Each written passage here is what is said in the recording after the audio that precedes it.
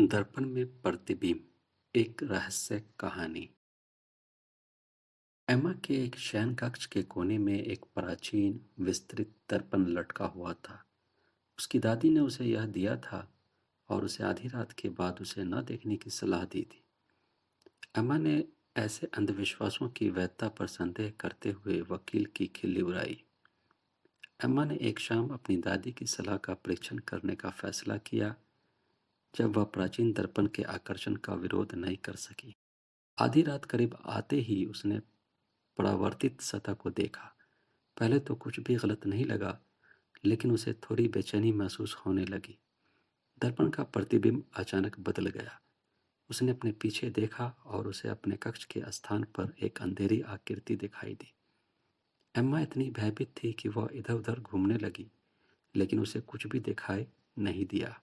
उसने असहज हंसी के साथ इसे खारिज कर दिया। निश्चित रूप से यह उसकी कल्पना का एक अनुमान मात्र था। एम्मा रात में खुद को दर्पण की ओर खींचती रहती थी और हर बार जब वह खुद को देखती थी तो प्रतिबिंब डरावने हो जाते थे। प्राणी ने अधिक विवरण प्राप्त कर लिया। उसकी आंखें घृणा से चमक उठी। एम्मा की चिंता ने उसे रात में जगाए रखा और वह दर्पण की पकड़ से बचने में असमर्थ थी। एक शाम एम्मा आईने में देख रही थी, तभी एक प्रेत ने आगे बढ़कर उसे अंदर आने का इशारा किया। उसमें शक्ति और रहस्यों के डरावने वादे फुसफुसाए।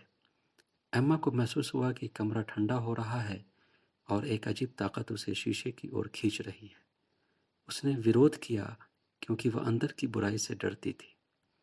एम्मा उत्तर के लिए बेताब पास के एक मानसिक रोगी से सहायता मांग रही थी।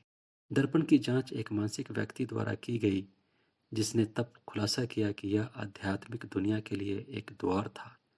दुष्ट व्यक्ति एक आत्मा थी, जो एक ऐसे स्थान पर कैद थी जहां वह मुक्त होकर अराजकता पैदा करने के लिए उत्सुक थी। पारिवारिक खजाने के साथ एक अनुष्ठान बंधन को तोड़ने का एकमात्र तरीका था। अपनी झिझक के बावजूद अम्मा ने मनोवैज्ञानिकों की सलाह पर ध्यान देना चुना। अनुष्ठान पूरा होने के बाद पूरे अंतरिक्ष में मंत्रों की गूंज के कारण दर्पण कांपता हुआ दिखाई दिया। एक आकृति का प्रतिबिंब दर्द में डूबा हुआ है। उसकी बड़बड़ाहट हताशा की चीखें बन रही है। बिजली के एक आखिरी झटके से दर्पण टूट गया और कैद आत्मा मुक्त हो गई। एम्मा को तुरंत राहत मिली, लेकिन एकाएकी असंबद्ध कराहें कमरे के चारों ओर गूंजती रही।